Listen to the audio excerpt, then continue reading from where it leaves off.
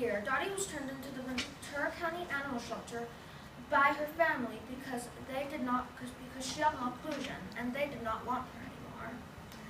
Now, I want you to meet Midnight.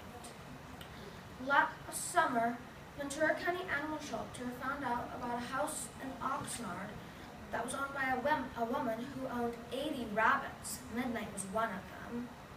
Although this might seem like a sad story, it really has a happy ending. My name is Sean Patrick Quinn, and I'm a member of Loma Vista 4-H, and I'm going to be telling you about how to bond rabbits. My project in 4-H is Roots and Shoots. Roots and Shoots is an environmental stewardship project that focuses on helping the environment and helping animals. One of the things we do for Roots and Shoots is Bunny Brigade. Bunny Brigade is the Ventura County Animal Shelter's Rescue Rabbit program, and on the third Sunday of every month, they come to Pet Barn to educate people about rabbits and adopt rabbits. My 4-H project helps out with this, and this December we adopted Dottie. And we soon learned that rabbits would be happier if they had a partner. So that following month, we adopted Midnight. Now, through my research and experience, I am going to be telling about you how to bond a pair of rabbits. Are you wondering why you should get another rabbit? I'll tell you why you should get another rabbit. Rabbits are social creatures. In the wild, they live in groups called warrens, and they feel comfortable with each other. Most domesticated rabbits, like wild rabbits, also like their own kind. And most rabbits need more than just humans, because a human, no matter how dedicated a human might be to their rabbit, usually it won't be enough. And some common symptoms of rabbits do not have a partner are boredom and depression, and they can get into all kinds of trouble, such as chewing on their nose. And it's easier to have two rabbits because it takes up just the same amount of space, and you should still pay a lot of attention to your rabbits, but they will never get lonely. Before you adopt your second rabbit, you want to make sure your current rabbit is spayed or neutered. Here are some supplies that you should have: 2 pens, 2 food bowls, and 2 water bowls, 2 litter boxes, extra toys, extra food, and extra hay. Once you are ready to adopt a second rabbit, you want to set up a rabbit day. It should be at your local animal shelter or an adoption event. You should meet multiple rabbits and choose the one they show the most interest in. And males and females work best.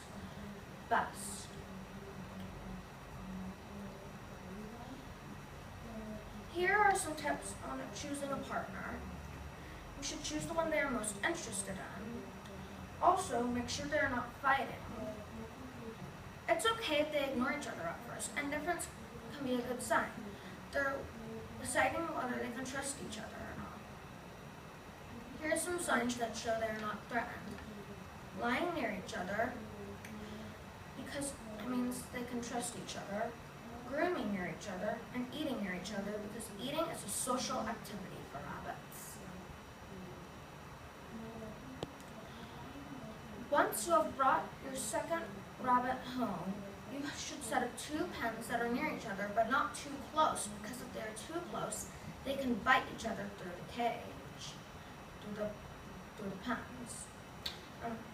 Rotate them in and out each day through the separate pens, so they can get used to each other's scent. Also, bonding is not an easy process. It can take up to 2 weeks minimum, 4 to 6 months, and possibly a year. And also you want to feed them separately because they might fight over food. When you let them out you should let rabbits out together for 20 to 30 minutes every day. It should be supervised by adults in a neutral area such as the outdoors or in a place in the house they've never been to before, such as a bathroom. Here's some aggressive behavior. Chasing. Ears back at 45-degree angle. Tails raised. If they do this, separate them immediately by squirting them with a water bottle because rabbits do not like that and they know it's bad behavior.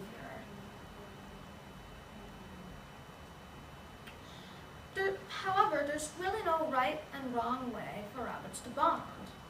All rabbits bond differently.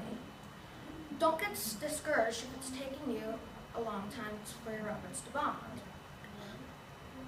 Indifference can be a good sign, especially if they were fighting at first.